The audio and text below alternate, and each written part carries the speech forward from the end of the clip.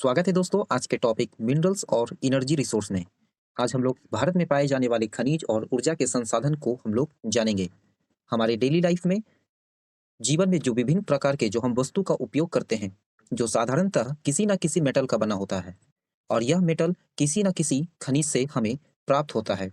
तो हम जानेंगे मिनरल्स के बारे में। तो मिनरल्स यह प्रकृति में पाया जाने वाला वैसा पदार्थ है जिसके अंदर से हमें मेटल प्राप्त होता है। इसका इंटरनल स्ट्रक्चर होमोजीनियस होता है, अर्थात इसके सभी भागों में इंटरनल बॉन्ड स्ट्रक्चर भी समान होता है। कुछ चट्टानों में हमें एक ही प्रकार के खनिज प्राप्त होते हैं, जबकि बहुत से चट्टानों से हमें दो या दो से अधिक प्रकार के मिनरल्स भी प्राप्त होते हैं। पृथ्वी की जब हम स्ट्रक्चर को देखते हैं तो उसमें हमें एक ही प्रकार के खनिज प्राप्त होता है, जबकि बहुत सारे जो हम पृथ्वी के सरफेस को हम बेहतर से समझने के लिए जो पृथ्वी का ऊपरी सतह है, ऊपरी सतह के क्रस्ट के भाग के रूप में हम लोग मिनरल्स का अध्ययन करते हैं। मिनरल्स के निर्माण में तथा उसकी संरचना और आयु का अध्ययन करने के लिए जियोलॉजिस्ट के द्वारा इसके निर्माण, संरचना और आयु का अध्ययन किया जाता है, जिससे कि पता चलता है उसकी आयु के बारे में।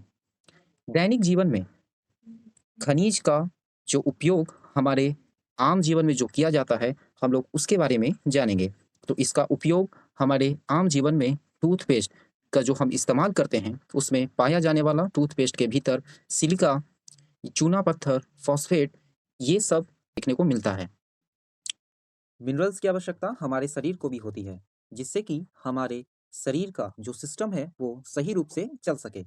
इसके अध्ययन पृथ्वी की संरचना, आयु और उसके बनावट यानी कि संगठन को जानने के लिए भी किया जाता है। इसका इस्तेमाल कई इकोनॉमिक एक्टिविटीज में किया जाता है।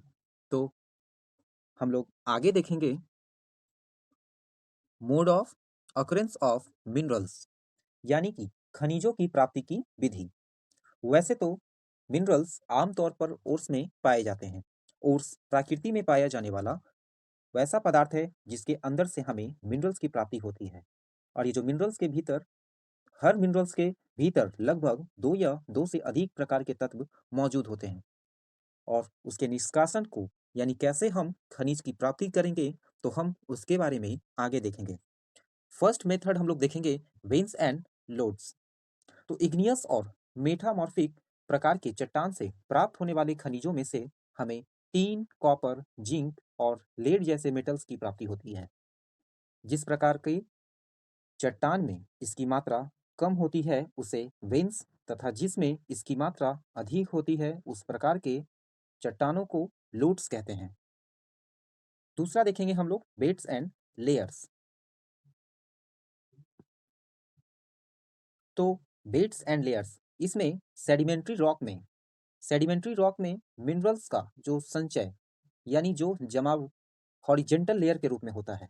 इसमें coals, iron ores, gypsum, potash और सोडियम साल्ट का फॉर्मेशन बेड्स और लेयर्स के रूप में होता है। अगला हम लोग देखेंगे डिकम्पोजिशन ऑफ सरफेस रॉक। इस प्रक्रिया में पृथ्वी की सतह पर जो मौजूद चट्टान होती है वह उसके टूटने से बनती है। अगले प्रकार हम लोग देखेंगे नेक्स्ट, तो एलुवियल डिस्पोजिट्स। इसमें इसके अंतर्गत बहते हुए जल द्वारा बहाकर लाया गया तथा कहीं जमा किया गया हो, इस प्रकार की चट्टानों में भुरभुरापन हमें देखने को मिलता है। इसमें पाया जाने वाला तत्व पानी से अभिक्रिया नहीं करता है, तथा इस प्रकार की हमें जो भी डिपॉजिट, जो एलुवियल डिपॉजिट होता है, उसमें हमें गोल्ड, सिल्वर और प्लेटिनम तथा टीन जैसे हमें तत्व की प्राप्ति होती है। दूसरा हम लोग देखेंगे ओशियन वाटर यानी कि समुद्री जल में। तो समुद्री जल, इसके भीतर भी कई मिनरल्स हमें साधारणतः देखने के लिए मिलता है, जैसे कि हम लोग इस्तेमाल करने वाला जो कॉमन साल्ट हो गया, मैग्नीशियम, ब्रोमीन, इन सभी का जो हम निष्कर्षण करते हैं वो समुद्र के पानी से हमें प्राप्त होता है। ये सभी प्रकार के जो खनिज हैं उसका हम निष्कर्षण ओशियन वाटर से करते हैं।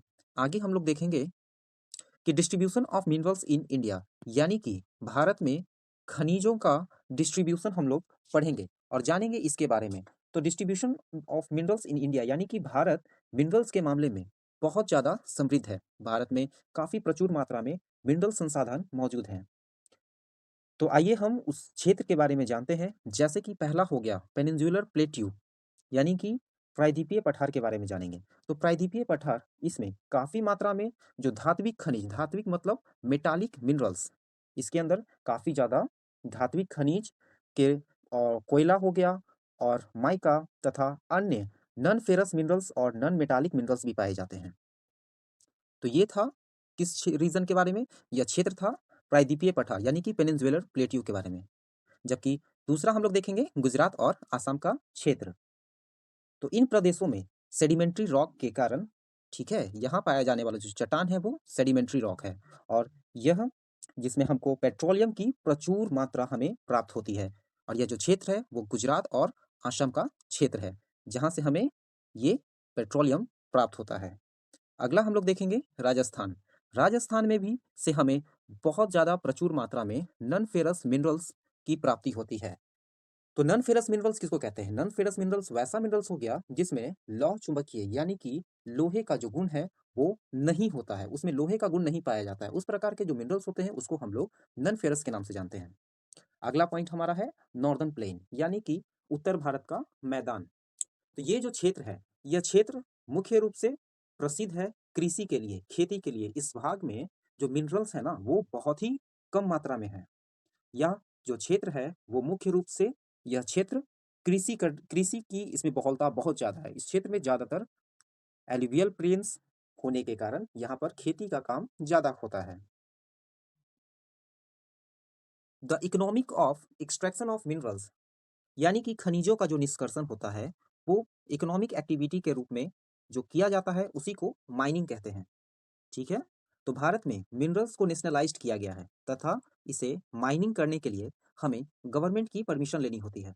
परंतु मोस्ट ऑफ ट्राइब्स एरिया, ज़्यादातर जो ट्राइब्स एरिया है जैसे कि नॉर्थ ईस्ट इंडिया में, ठीक है, नॉर्थ ईस्ट इंडिया में मिनरल्स का जो स्वामित्व है मतलब इंडिविजुअल या फिर कम्युनिटीज के पास ही है। लोग इस जो ये जो संसाधन है मेघालय का region, there are large deposits of coal, iron और ओर्स। वहाँ भी बहुत बड़ी मात्रा में कोल है, आयरन ओर्स है, लाइमस्टोन और डोलोमाइट जैसे हमें मिनरल्स की प्राप्ति होती है। और लॉन्ग नैरो टनल, और वहाँ पे family member in form of a long narrow tunnel जिसको रैट होल के नाम से जाना जाता है। यानी कि एक रैट होल यानी कि एक सुरंग होता है ना, उस जो सुरंग से जहाँ से वो माइनिंग किया जाता है उसको रैट होल माइनिंग के नाम से हम लोग जानते हैं। अब हम लोग देखेंगे कि क्लासिफिकेशन ऑफ मिनरल्स यानी कि मिनरल्स का जो क्लासिफिकेशन किया गया है हम उसके बारे में समझेंगे और जानेंगे।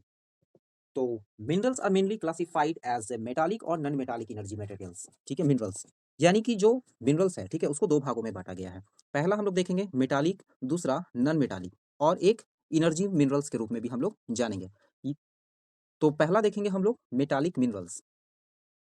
तो मेटालिक मिनरल्स के अंतर्गत वैसा मिनरल्स आएगा जिसके अंदर धात्विक गुण होता है, और नॉन मेटालिक के अंदर वैसा देखेंगे जिसके अंदर अधात्विक गुण जैसे कि mica, salt, potash, sulphur, granite, lime stone, marble और सैंड। जबकि इनर्जी मिनरल्स के अंतर्गत कोयला, कोल, पेट्रोलियम, नेचुरल गैस आदि आते हैं। और जब हम बात मेटालिक का करते हैं तो मेटालिक को तीन भागों में बांटा गया है। पहला फेरस, नॉन फेरस और प्रीसियस। तो फेरस वैसे मिनरल्स इसके अंतर्गत आते हैं जिसके अंदर लोहे या फिर लोहा का जो गुण होता है यानी कि फेरस कंटेनिंग आयरन्स, ठीक है, जिसके अंदर लोहा का गुण होता है जैसे कि आयरन ओर्स और मैग्नीज।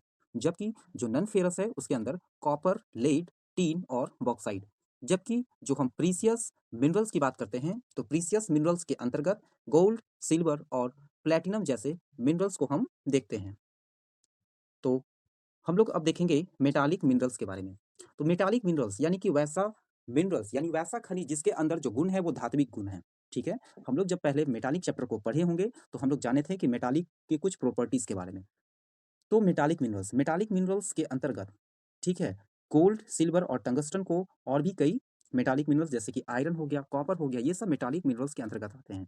और मेटालिक मिनरल्स को दो भाग में बांटा गया है। तो पहला भाग को हम लोग फिर जो पहला भाग है उसको हम लोग फेरस मिनरल्स के रूप में हम लोग जानते हैं, और जो दूसरा होता है वो नॉन फेरस होता है। तो हम लोग अभी जानेंगे फेरस मिनरल्स के बारे में। तो फेरस मिनरल्स क्या होता है? तो फेरस मिनरल्स का मतलब वैसा मेटालिक मिनरल्स जिसके अंदर क्या है, आयरन कंटेंट जो होता है, जिसके अंदर मतलब लोहे का जिसके अंदर गुण है, उसको हम लोग फेरस मिनरल्स या फिर फेरस मेटालिक मिनरल्स को के रूप में हम उसको जानते हैं।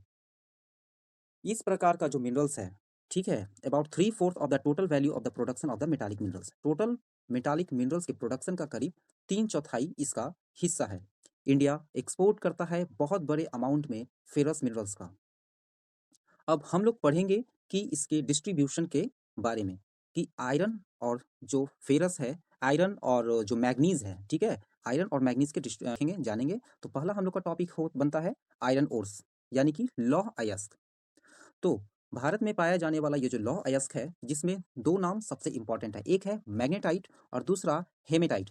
मैग्नेटाइट सबसे फाइनेस्ट आयरन ओर्स के रूप में जाना जाता है, जिसके अंदर इस खनिज यानी इस मिनरल्स के अंदर करीब 70% रूप में हमको आयरन मिलता है। जबकि जब हम लोग हेमेटाइट को देखते हैं तो इसके अंदर आयरन की मात्रा 50 to 60% होती है।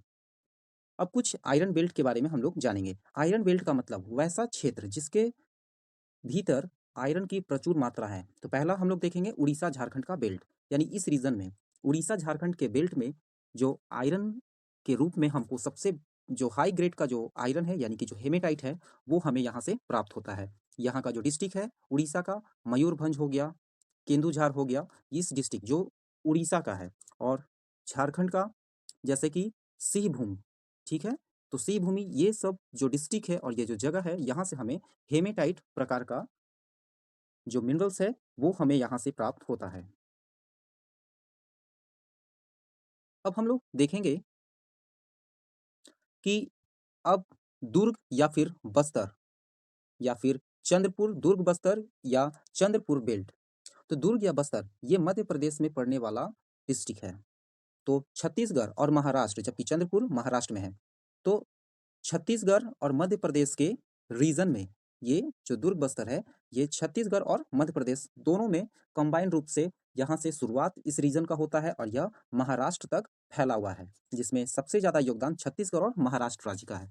इस यहाँ वेरी हाई ग्रेड, यानी कि यहाँ हेमेटाइट, ठीक है, हेमेटाइट जो अयस्क है, जो बैलाडीला रेंज से हमें प्राप्त होता है। और ये जो बैलाडीला रेंज है वो बस्तर डिस्ट्रिक्ट ऑफ छत्तीसगढ़ में है, यानी छत्तीसगढ़ के बस्तर डिस्ट्रिक्ट से हमें यह प्राप्त होता है। इस क्षेत्र में करीब 14 deposits of super high grade hematites है, मतलब कि 14 बड़े बड़े भंडार है यहाँ पर हेमेटाइट्स के। अब हम लोग दूसरा देखेंगे बेलारी या फिर बेलारी चित्रदुर्ग या फिर चिकमंगलुरु, जो कि यह जो क्षेत्र है ये कर्नाटक में जो आयरन ओर्स है उसका बहुत ही बड़ा यहाँ रिजर्व हमें देखने के लिए मिलता है। ये जो रीजन है ये इंडिया के वेस्टर्न घाट्स के पास स्थित है, और they are 100% export units are known to be one of the largest in the world. और यहाँ से जो भी खनिज का जो उत्पादन होता है, लगभग सारा खनिज का यहाँ से एक्सपोर्ट किया जाता है, जो कि बंदरगाह, ठीक है, मैंगलोर बंदरगाह से इस खनिज को एक्सपोर्ट किया जाता है। आयरन ओर्स के एक्सपोर्ट के बारे में अगर हम जानेंगे तो भारत का ये एकमात्र ऐसा बंदरगाह है जहां से 100% बहुत बड़ी मात्रा में आयरन ओर्स को एक्सपोर्ट किया जाता है। अगले क्षेत्र के बारे में हम लोग जानेंगे महाराष्ट्र गोवा बेल्ट, यानी महाराष्ट्र से गोवा के रीजन में यहाँ पे रत्नागिरी जो डिस्ट्रिक्ट महाराष्ट्र में है, वहाँ का जो आयरन ओर्स है are not very high quality, यानी वहाँ पे जो आयरन ओर्स है वो काफ़ी हाई क्वालिटी का आयरन ओर्स नहीं है। और वहाँ के क्षेत्र से जो एक मार्मोगोआ पोर्ट है, वहाँ से इस आयरन ओर्स को एक्सपोर्ट किया जाता है। हमारा अगला मिनरल्स है मैग्नीज।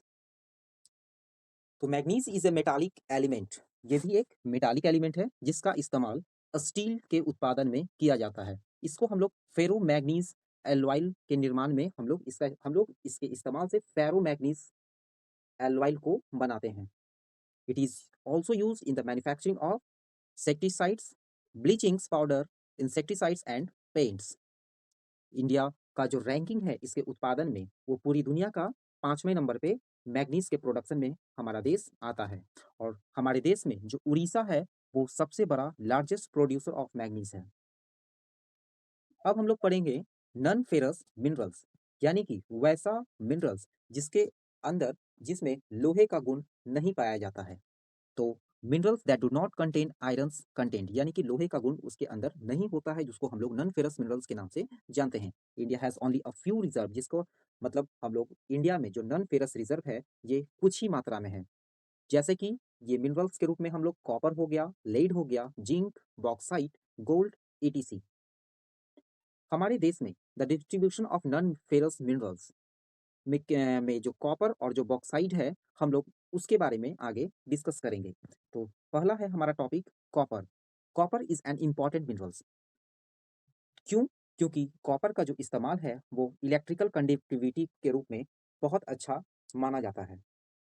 क्योंकि जब हम लोग इलेक्ट्रिक प्रोडक्ट का इस्तेमाल करते हैं तो उसके अंदर इस्तेमाल किया जाने वाला जो इलेक्ट्रिक वायर है वो कॉपर का बना होता है। और इलेक्ट्रिसिटी में हमने पढ़ा है कि copper is a good conductor of electricity.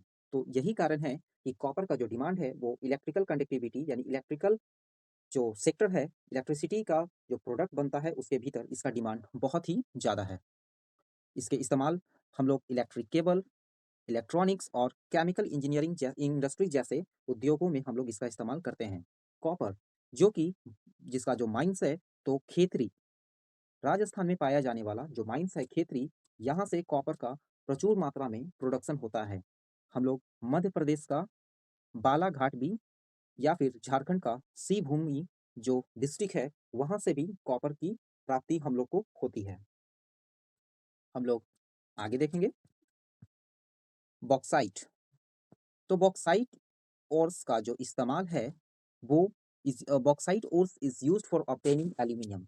तो बॉक्साइट का जो इस्तेमाल है हम लोग एल्यूमिनियम की प्राप्ति के लिए करते हैं। हमारे देश में जो एल्यूमिनियम यानी कि जो बॉक्साइट है इसका सबसे बड़ा जो इस्तेमाल होता है वो घरेलू बर्तन या फिर कोई वैसा पदार्थ को कोई वैसा हम लोग जो प्रोडक्ट को जो बनाते हैं जो काफ़ी ज़्यादा मजबूत तो होता है परंतु साथ में काफ़ी हल्का भी ये होने के कारण इसका इस्तेमाल आपका एरोप्लेन सेक्टर या फिर इलेक्ट्रॉनिक्स गुड्स में किया जाता है। अब हम लोग देखेंगे नॉन मेटालिक मिनरल्स के बारे में।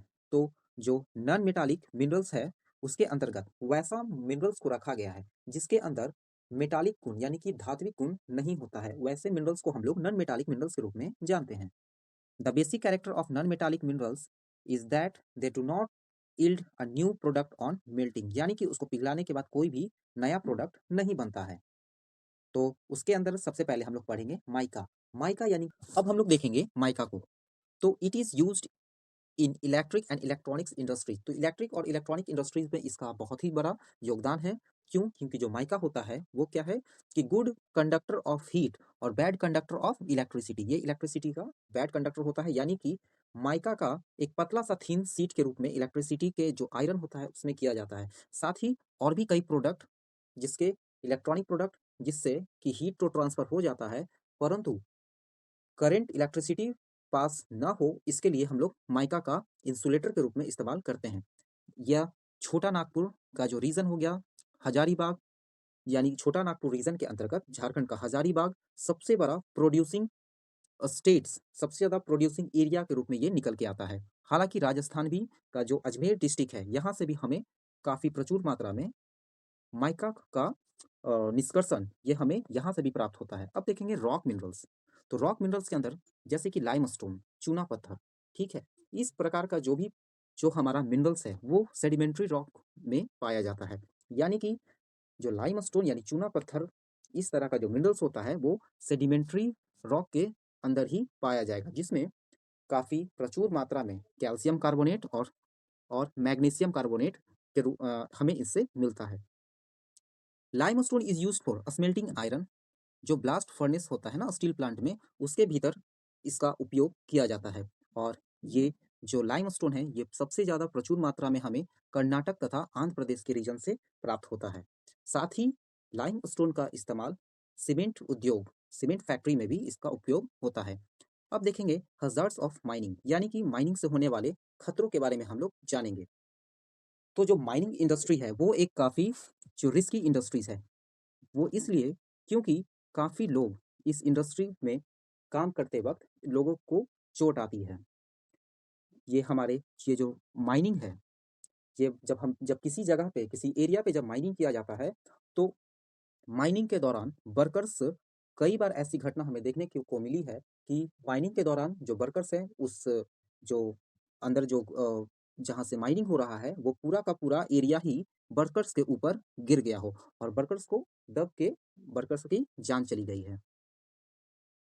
साथ ही माइनिंग्स होने से, यानी कि माइनिंग का जो एक लिमिटेशन होता है, अगर उस लिमिटेशन से ज़्यादा अगर किसी एरिया में माइनिंग कर दिया जाए, तो वहाँ का पूरा लैंड यानी पूरा एरिया धँस जाता है, जिससे कि आम लोगों सड़क दुर्घटना, सड़क का धँस जाना या फिर पानी का ओवरफ्लो हो जाना, आग का लगना, माइन्स के अंदर आग का लगना, इन सभी घटनाओं को हम लोग इस प्रकार के जो माइनिंग में जो अनदेखी जो किया जा रहा है, तो हम लोग इस प्रकार की घटना को देखते हैं।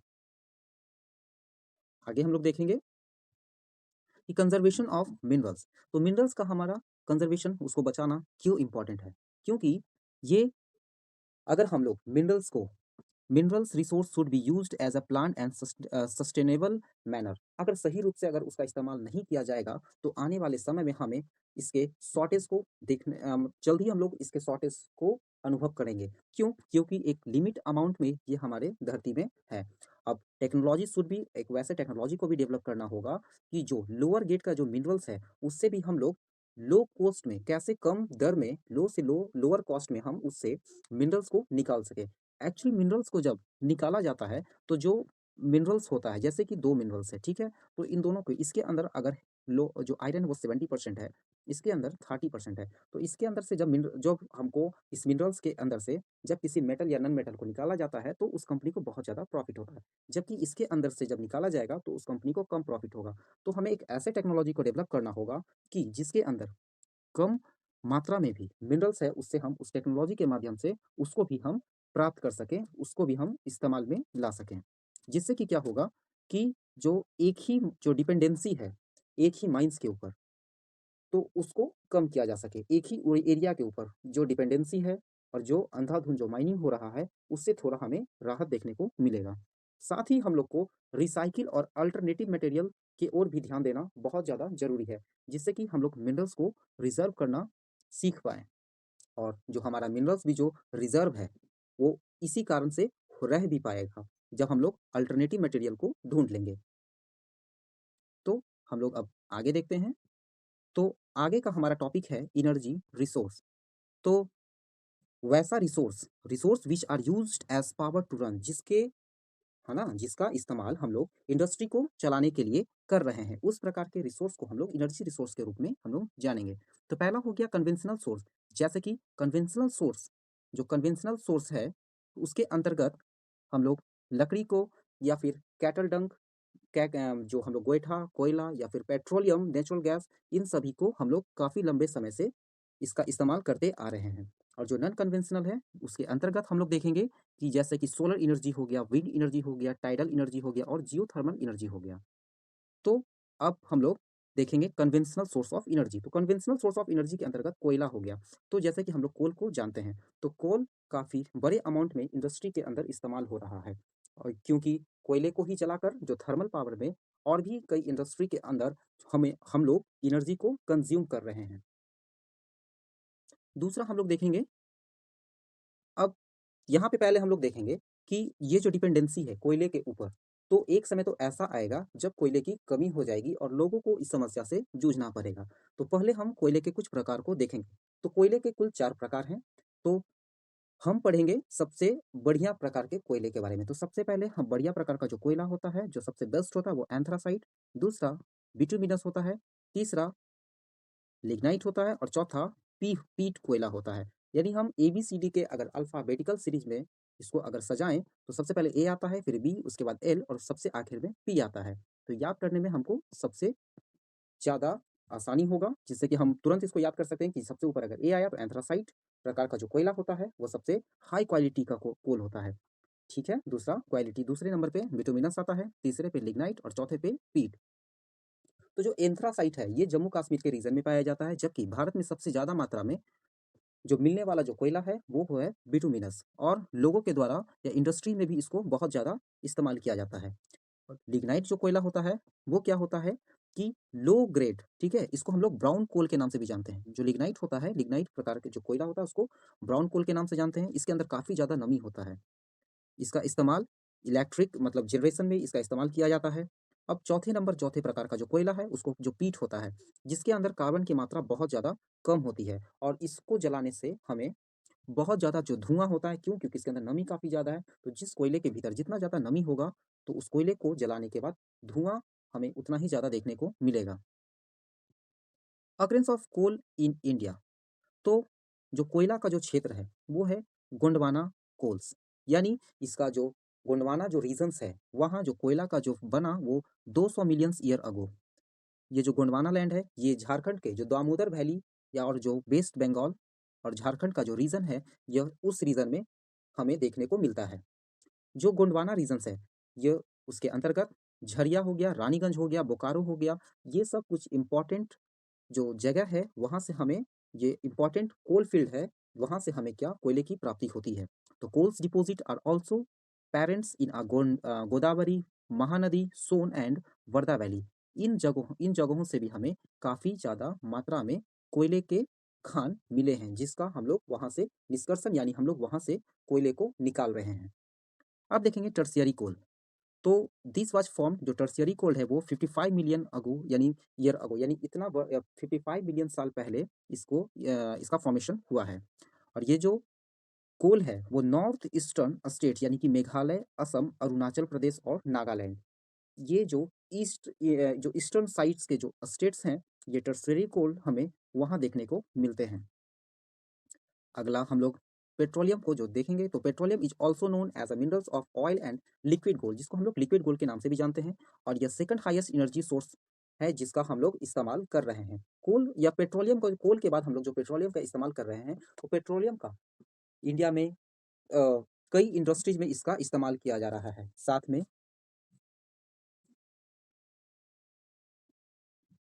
में जो पेट्रोलियम का जो इस्तेमाल है वो व्हीकल्स में और भी कई मोटर या फिर मैकेनिकल जो भी इंजन्स हैं उसको चलाने में इसका इस्तेमाल हो रहा है। पेट्रोलियम का जो रीजन्स है, जहाँ से सबसे पहले इंडिया में असम के क्षेत्र यानी कि 1869 में असम का जो डिगबोई क्षेत्र है, वहाँ से सबसे पहले पेट्रोलियम को ढूंढा गया था। पेट्रोलियम प्रोडक्ट के अंतर्गत कई सारे हम लोग ऑयल को देखते हैं, जिसके अंतर्गत पेट्रोल, केरोसिन और डीजल आता है, तथा इसके प्यूरिफिकेशन, जब पेट्रोलियम का जब प्यूरिफिकेशन किया जाता है, जब डीजल, पेट्रोल और केरोसिन को जब इसके अंदर से निकाल लिया जाता है, तो उसके अंदर से जो बचता है, जो सब्सटेंस हमें मिलता है, उसका इस्तेमाल synthetic textile, fertilizer, chemical industry और लुब्रिकेंट्स के रूप में हम लोग फिर इसका इस्तेमाल बचे हुए जो जो लास्ट में जो प्रोडक्ट बचता है, उस रिमेनिंग प्रोडक्ट से हम लोग इन सभी इंडस्ट्री में उसका इस्तेमाल करते हैं।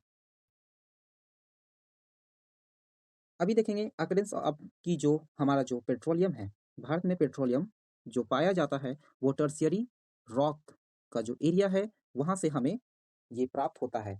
ऐसे इंडिया में जो बॉम्बे हाई है, वहाँ से करीब 63% पेट्रोलियम का प्रोडक्शन होता है, जबकि गुजरात 18% और असम 16%। अंकलेश्वर सबसे इम्पोर्टेंट ऑयल फील्ड के रूप में जाना जाता है, जो कि गुजरात रीजन्स में स्थित है, जबकि असम का सबसे ओल्डेस्ट ऑयल प्रोड्यूसिंग स्टेट्स के रूप में जाना जाता है। और असम का जो डिगबोई है, वो जो एरिया है, वो इसी पेट्रोलियम्स के प्रोडक्शन के लिए जाना जाता है।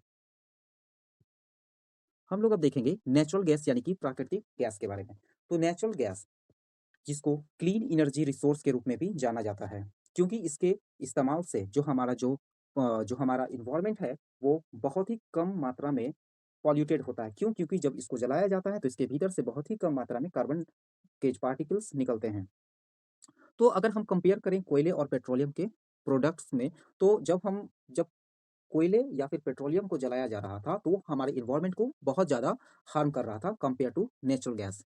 अब नेचुरल गैस के रूप में हम लोग जैसे कि सीएनजी को जानते हैं, जिसका full form compressed natural gas होता है, जिसका इस्तेमाल सीएनजी का इस्तेमाल बहुत सारे व्हीकल्स यानी गाड़ियों को चलाने के लिए आज किया जा रहा है, और सरकार लोगों को प्रोत्साहित कर रही है कि वो पेट्रोल के कार को छोड़कर वो सीएनजी वाले व्हीकल्स को चलाएं।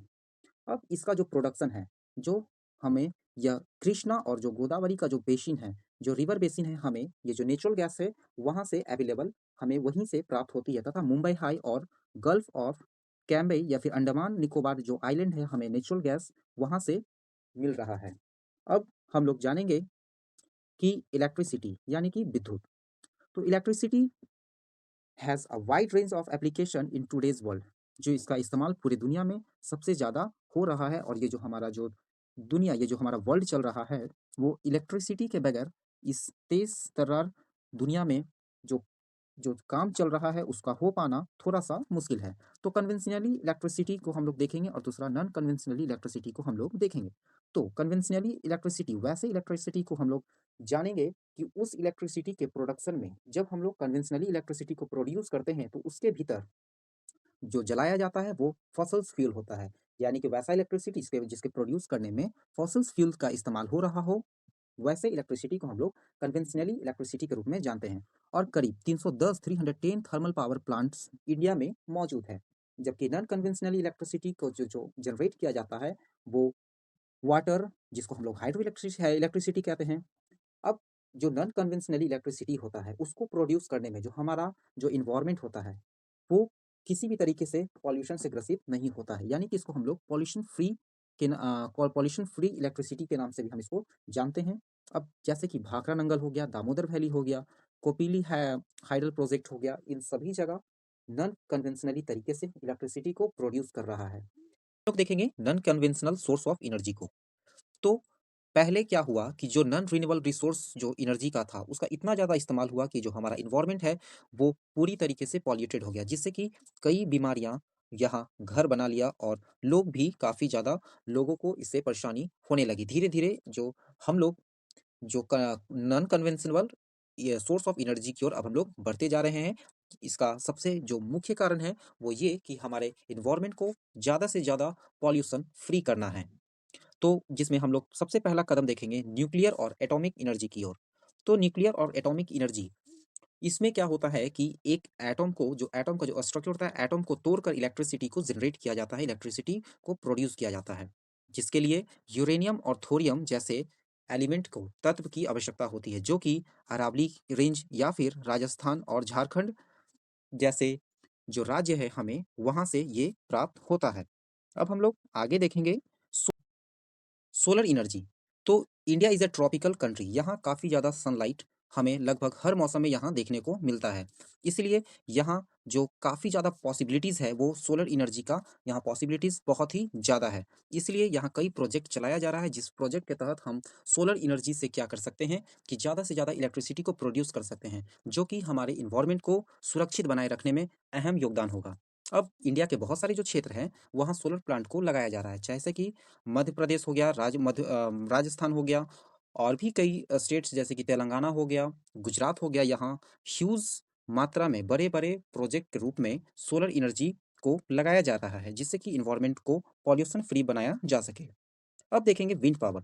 विंड एनर्जी एक वैसा एनर्जी है जो जिसका इस्तेमाल हम लोग अब करना शुरू किए हैं इलेक्ट्रिक पावर को प्रोड्यूस करने में। क्योंकि बहुत सारे जो कोस्टल रीजन्स है और इंडिया के तमिलनाडु जैसे जो रीजन्स है वहाँ तेज हवा की कोई कमी नहीं है। वहाँ जो हवा है उस रीजन्स में, वो उस वहाँ उस हवा का स्पीड काफ़ी ज़्यादा होने के कारण जो विंड पावर जो प्रोजेक्ट लाया गया है वो सफल होता दिखाई दे रहा है। और इसी कारण कि अब ये प्रोजेक्ट भारत के कई राज्यों में लगातार बढ़ता चला जा रहा है, जैसे कि राजस्थान हो गया, रीजन्स हो गया, आंध्र प्रदेश हो गया, कर्नाटक, गुजरात, केरल, महाराष्ट्र, लक्षद्वीप, इन सभी जगह अब विंड फार्म्स को डेवलप किया जा रहा है और वहाँ जो विंड पावर है उसको स्टेबलाइज्ड किया गया है इलेक्ट्रिसिटी प्रोड्यूस्ड करने के लिए, जो कि एक अल्टरनेट सोर्स हमारा ये बनता जा रहा है। जो थर्मल पावर से जो हम बिजली ले रहे थे, अब वो बिजली विंड पावर से भी हम बना रहे हैं। अगला देखेंगे हम लोग बायोगैस।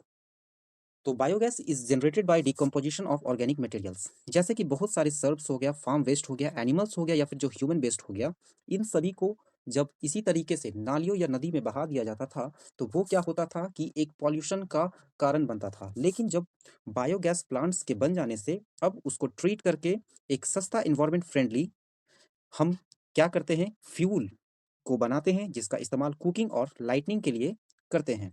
जिसका इस्तेमाल कुकिंग और लाइटनिंग के लिए किया जा रहा है। अब देखेंगे हम लोग टाइडल एनर्जी। तो टाइडल एनर्जी क्या है? तो टाइडल एनर्जी जो जनरेट होता है वो ओशियन टाइड्स यानी समुद्र में आने वाले जो टाइड्स होते हैं उससे किया जाता है, जिसके इस्तेमाल से इलेक्ट्रिसिटी को प्रोड्यूस किया जाता है। और जैसे कि भारत का जो भी कोस्टल रीजन्स है, जैसे कि gulf of Khambhat, gulf of Kutch जो कि गुजरात में स्थित है, या फिर जो भी हमारा वेस्टर्न कोस्ट हो गया, पश्चिमी या फिर गंगेटिक डेल्टा सुंदरबन का जो रीजन्स हो गया, वेस्ट बंगाल, तो उन सभी जगह हमेशा जो टाइड्स आता है तो उस टाइड्स में हम लोग जो उस टाइड्स का इस्तेमाल करके टाइडल एनर्जी को प्रोड्यूस्ड किया जा रहा है। अब देखेंगे जियोथर्मल एनर्जी। जियोथर्मल एनर्जी का मतलब होता है कि वैसा एनर्जी जो पृथ्वी के अंदर से आ रहा है, ठीक है, यानी कि concentrating of high temperature found near the earth surface to generate electricity is known as geothermal energy। और जियोथर्मल एनर्जी जैसे कि भारत में इसका इस्तेमाल इलेक्ट्रिसिटी को प्रोड्यूस करने में किया जा रहा है, और यह हिमाचल प्रदेश, लद्दाख जैसे रीजन्स में जो एक्सपेरिमेंटल प्रोजेक्ट के रूप में इसको लगाया गया है और वहाँ से जियोथर्मल एनर्जी को प्रोड्यूस्ड किया जा रहा है। आगे हम देखेंगे कंजर्वेशन ऑफ एनर्जी रिसोर्स। तो हमें हमें अब क्या है कि जो हमारा जो भी एनर्जी रिसोर्स है, जो पहले से हमारे यहाँ जो अवेलेबल है, उसको बचाना बहुत ही ज़्यादा ज़रूरी है। क्योंकि अब जो energy is a basic requirement, वो हमारे लिए बहुत ही बेसिक रिक्वायरमेंट है। क्यों? अगर एनर्जी नहीं होगा तो जो भी यहाँ का इकोनॉमिक डेवलपमेंट है वो होना थोड़ा-सा मुश्किल है, ठीक है? तो अब जैसे कि हम कोई भी इलेक्ट्रिक एप्लायंसेस को इस्तेमाल करते हैं, ठीक है? तो बहुत सारे लोगों की आदत होती है कि इलेक्ट्रिक एप्लायंसेस को यूज़ करने के बाद लोगों का आदत है पंखा चला खुला छोड़ देना, चलते छोड़ देना, टीवी को चालू छोड़ देना, बल्ब को बिना बुझाए रूम से चले जाना। तो जिससे कि क्या हो रहा है कि हम जो एनर्जी है उसको वेस्ट कर रहे हैं। तो हमें ज़्यादा से ज़्यादा एनर्जी को वेस्ट नहीं करना है, उसको ज़्यादा से ज़्यादा उसको बचाना है, और साथ में एनर्जी का एक अल्टरनेटिव ऑप्शन हमको रिन्यूएबल एनर्जी के रूप में non conventional source of energy की ओर कदम बढ़ाना है, जिससे कि जो एनर्जी है उसको ज़्यादा से ज़्यादा बचाया जा सके, ताकि भविष्य में हम इसका इस्तेमाल कर सकें। तो मिलते हैं किसी नेक्स्ट वीडियो के साथ अगले सेशन में। तब तक के लिए अगर आप हमारे चैनल को अब तक सब्सक्राइब नहीं किए हैं तो हमारे चैनल को सब्सक्राइब कर दीजिएगा, और अगर अच्छा लगा हो तो लाइक दबा दीजिएगा। तब तक के लिए धन्यवाद।